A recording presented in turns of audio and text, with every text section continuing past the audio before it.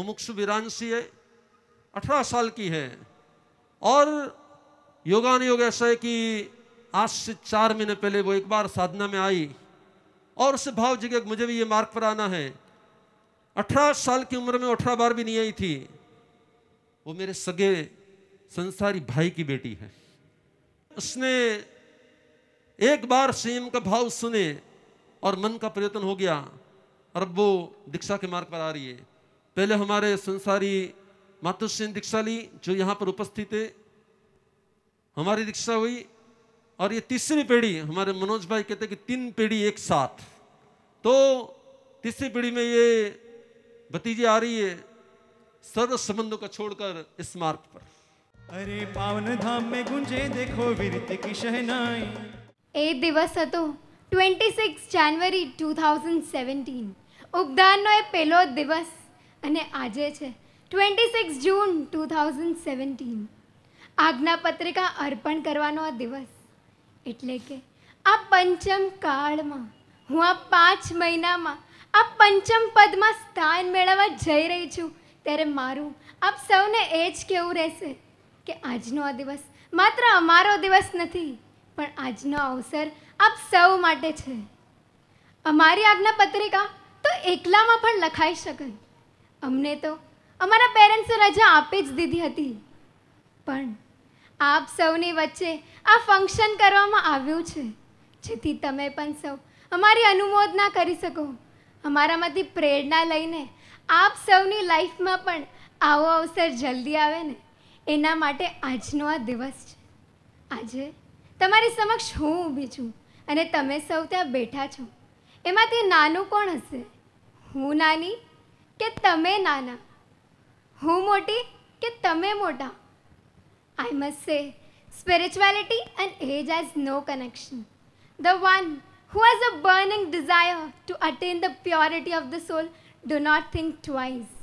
It is said, age is just a number.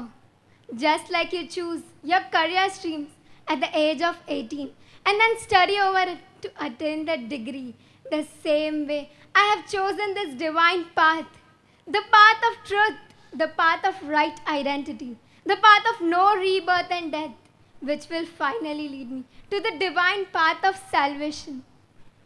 આજકાલના યંગસ્ટર્સની જેમ ઉપાસ્યના નામ માત્રથી જ મને અણગમો હતો। જૈન છે એટલે પર્યુષણનો લાસ્ટ ડે પપ્પા ફોર્સફુલી ફોલો કરાવતા। ન ધર્મની કોઈ ક્રિયા, ન ધર્મની કોઈ આરાધના। જેમ ગુરુદેવે કહ્યું, 18 વર્ષની ઉંમરમાં હું 18 વાર પણ ગુરુદેવના દર્શન ભાવથી કરવા નથી જતી, બસ પપ્પા લઈ જતા એટલે જ જતી। પણ એ 18 વારના દર્શનમાંથી એક વારના દર્શન એવા પણ હતા જ્યારે ગુરુદેવે મને ઉપદાન તપ સંયમ ભાવ આરાધના માટે ઇન્સ્પાયર કર્યું હતું। ઉપદાનના એ 11 દિવસ એ મારી આખી લાઈફને ચેન્જ કરી દીધા।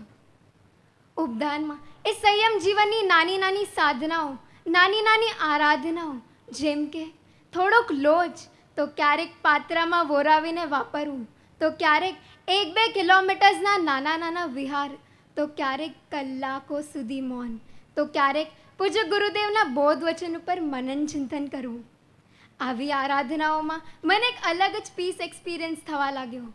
એ શાંતિમાં, એ ડિવાઇન ફિલિંગ્સમાં પરમાત્મા પ્રત્યેનો સંવેગ ભાવ મારા અંદરમાં વધુ ને વધુ દ્રઢ થવા લાગ્યો। સંસાર પ્રત્યેનું આકર્ષણ ધીરે ધીરે ઝીરો થવા લાગ્યું અને હું પણ પ્રભુ વીરની જેમ સંયમ પાળી શકીશ ને એવો મારામાં એક દ્રઢ કોન્ફિડન્સ જન્મવા લાગ્યો। અને ઉપદાનમાં એ નિગોદની યાત્રાવાળી એ એક્ટિવિટી, નિગોદના એ જીવોની પીડાને અનુભવ કરતા પૂજ્ય ગુરુદેવનો એક વાક્ય, સમજે છે છતાં પણ આ સંસારમાં રહેવું છે, એમના એ એક વાક્યએ તો મને વિચારોમાં જ મૂકી દીધું। પણ ઉપદાનના સેકન્ડ લાસ્ટ ડે પર મારે દિલ્હી જવાનું હતું, ધ કોલેજ ટ્રીપ, જેના માટે આઈ વોઝ ઈગરલી વેઇટિંગ, જેના માટે આઈ હેડ મેની ડ્રીમ્સ। પણ મારા મનમાં સતત ને સતત એક યુદ્ધ ચાલી રહ્યો હતો, એક વિચારધારા ચાલી રહી હતી કે એક સાઈડ છે સંસારની એક ટેમ્પરરી જર્ની અને એની જ સામે છે એક પ્રભુ તરફ જવાની, એક પરમાત્મા બનવાની ડિવાઇન જર્ની। અને એમાં પણ ગુરુદેવનો એક સંકેત, જીવ સમજે છે છતાં પણ આ સંસારમાં રહેવું છે. એમના એ દિવ્ય સંકેતના આધારે આજે મારા સોલે આ ડિવાઇન જર્નીને ચૂઝ કર્યું છે. આપ સૌમાંથી આવો સંકેત કેટલાયને આપ્યો હશે ગુરુદેવે, રાઈટ? પણ તમારા મનના યુદ્ધમાં કોણ જીતે છે? તમારો સંસાર જીતે છે કે તમારો સોલ જીતે છે? એ તો જે જન્મ જન્મની આરાધના કરીને આવ્યો હોય છે ને, એનો જ આત્મા આવા આત્મા યુદ્ધમાં વિજય મેળવી લે છે. વાહ!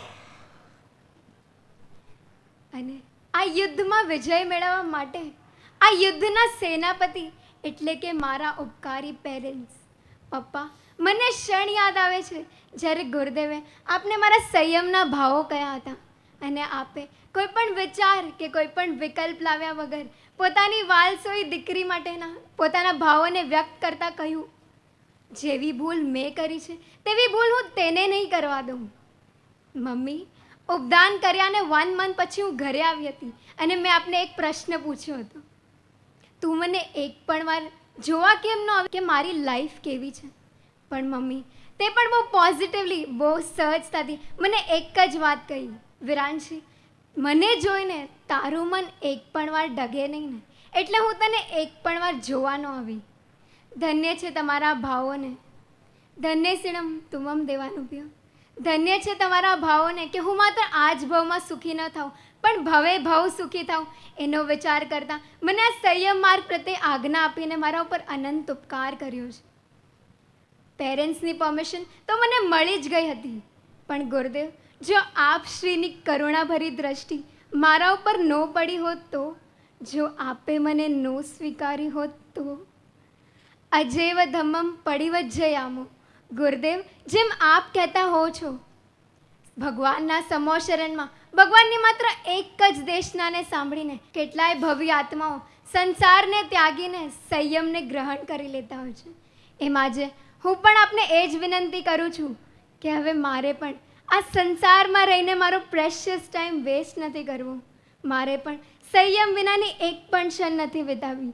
એટલે જ આપ મને જલ્દીથી જલ્દી ગુરુદેવ, આપ મને રજોરણ પ્રદાન કરો, રજોરણ પ્રદાન કરો ગુરુદેવ.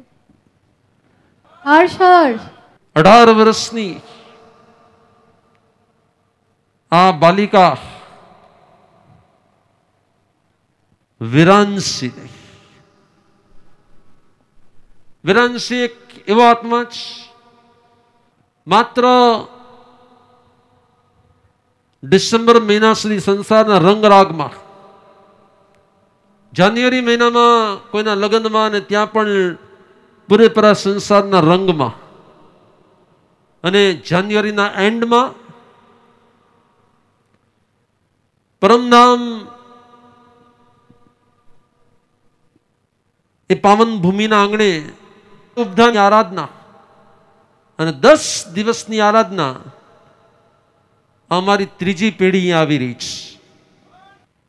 જેની ભવની સાધના હોય ને એની ક્યારેક એક સત નિમિત્ત એના 5 સંભાઈ ભેગા થાય, કાલ સ્વભાવ નિયતિ ભેગી થાય ને એટલે એના અંદરનો ભાવ શું થઈ જાય, પ્રગટ થઈ જતો હોય છે. ગઈકાલ સુધી જે આત્મા અલગ હોય ને આત્મા આજે બદલાઈ જતો હોય છે.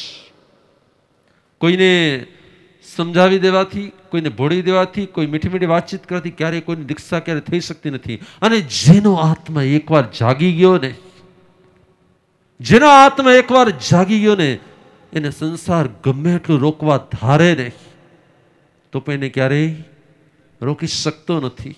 તમે એને સાંભળ્યા પછી તમને એટલી ખબર પડી કે મેં એને 4-5 દિવસ પહેલા પૂછ્યું કે તારે દીક્ષા લીધા પછી કોની સાથે રહેવું છે? અમારી સાથે રહેવું છે, તારે બા સ્વામી સાથે રહેવું છે, તારે મોટા સ્વામી સાથે રહેવું છે, તારે સંબોધિ સ્વામી સાથે રહેવું, તારે કોની સાથે રહેવું છે? એને મને જવાબ દીધો, મારે મારા આત્મા સાથે રહેવું છે, મારે મારા આત્મા સાથે રહેવું છે. સગા સ્વજન માટે દીક્ષા નથી લેવી, મારે તો મારા આત્મકલ્યાણ માટે દીક્ષા લેવી છે. આવો જેનો ઉત્કૃષ્ટ વૈરાગ્ય મને રોજ વિનંતી કરે, રોજ મને કંઈક ને કંઈક મારે આચાર્યદેવ ડુંગરસિંહજી મહારાજ સાહેબ નિંદ્રા વિજેતા બનવું છે. મેં એને પૂછ્યું હતું, મને ખબર નથી આ બધા વર્ડ ક્યાંથી એનામાંથી આવવા લાગ્યા. મેં કહ્યું હજી તો આવી છે, 3-4 મહિના થયા છે. ત્યાં એને શબ્દ કહી દીધો. શું કહી દીધો? કે મારે આચાર્યદેવ ડુંગરસિંહજી મહારાજ સાહેબ જેવું નિંદ્રા વિજેતા બનવું છે, મારે તપસી ગુરુદેવ જેવું તપસ્વી બનવું છે, મારે તપ સમ્રાટ જેવું બનવું છે. એટલે જેના હૃદયમાં આપણા આદર્શ ગુરુદેવો, આપણા એક નયન પથગામી ગુરુદેવો જેના હૃદયમાં બિરાજમાન છે ને, એ આત્મા હોનહાર બની શકે છે.